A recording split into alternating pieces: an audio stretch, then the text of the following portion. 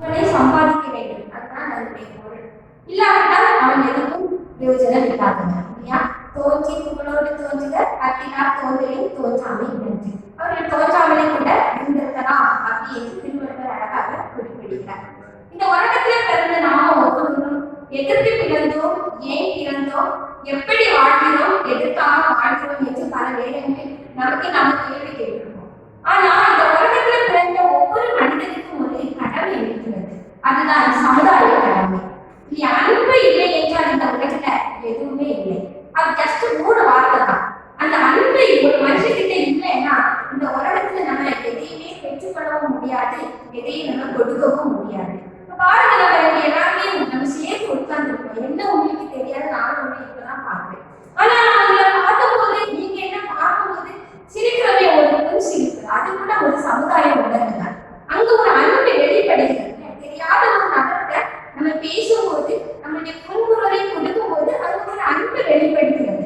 அந்த சமுதாய உணர்வை நம்ம எங்குமே விதைக்க முடிகிறது இல்லையா? இப்ப நான் ஒரு எக்ஸாம்ல உங்களுக்கு மதர் தெரசாவை குறிப்பிடலாம் என்று நினைக்கிறேன். அவங்க அல்பேனியா நாட்டில் பிறந்தாங்க. அந்த நாட்டிலேயே பிறந்து வளர்ந்து தன்னுடைய படிப்புகளை முடிச்சு அவங்க அங்கேயே வாழ்க்கையை செட்டில் ஆகி இருக்கிறாங்க. ஆனா அவங்க நம்ம இந்தியாவுக்கு வந்த பொழுது அந்த மக்கள்பட்ட கஷ்டங்களை உணர்ந்து அந்த கல்கத்தா மாணவர்கள் பெருமையில பல இடங்களில் அவங்க என்ன பண்ணியிருக்காங்க, நடந்து திரிந்து காசுகளை சேகரித்து மிஸ்டர் சாரிட்டி என்ற ஒரு அமைப்பை தொடங்கி இருக்காங்க. அதனால பொதுவாக பார்த்தீங்கன்னா நான் உங்களுடைய அந்த லைஃப் ஹிஸ்டரி படிக்கும் பொழுது என்னை அட்ராக்ட் பண்ண ஒரு விஷயம் என்னன்னு பார்த்தீங்கன்னா, கல்கத்தா தெருக்கள்ல ஒரு முறை அவங்க நடந்து போயிட்டே இருந்தாங்க. அப்படி நடந்து போயிட்டு அந்த கடைக்காரர்கள்ட்ட கொஞ்சம் உதவி கேட்டுட்டே வந்தாங்க. ஒரு கடைக்காரர் பக்கத்துல போய் நின்று என்ன பண்ணிட்டாருன்னா, உதவி கேட்கும்போது அவர் நல்ல வெச்சல பாக்கு போட்டு நெஞ்சு சாப்பிட்டே இருந்தாங்க. அப்படியே உங்கள்கிட்ட அவங்க கையில தூக்கிச்சாங்க. ஆனா நம்ம என்ன பண்ணிருக்கோம், அப்படி கோவத்தை ஏன்னா அப்படின்னு பயனுக்கு சண்டை போட்டிருக்கோம்.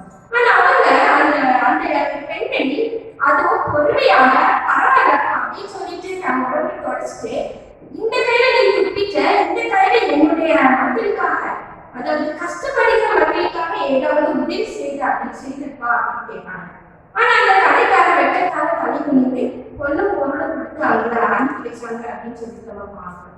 பாருங்க, இந்த இடத்துல அவங்க கிட்ட அன்பு இருந்ததுனாலதான் அந்த சமூக சேவை அவங்களால செய்ய முடிந்தது.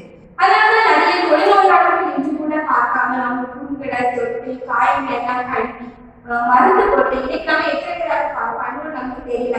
நம்ம நோயாளிகளை பார்க்கறதுக்கு இல்லை, நமக்கு ரிலேட்டிவ்ஸ் யாராவது ஹாஸ்பிட்டல் கூட பார்க்க போறோம்.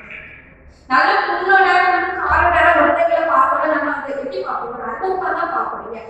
அந்த பழைய காலத்திலேயே அந்த காலகட்டத்திலேயே ஒரு பெரிய ஒரு தியாகமா அதை பண்ணியிருக்காங்கன்னா அந்த அன்பு பாராட்டப்படக்கூடியது. இதுதான் ஒரு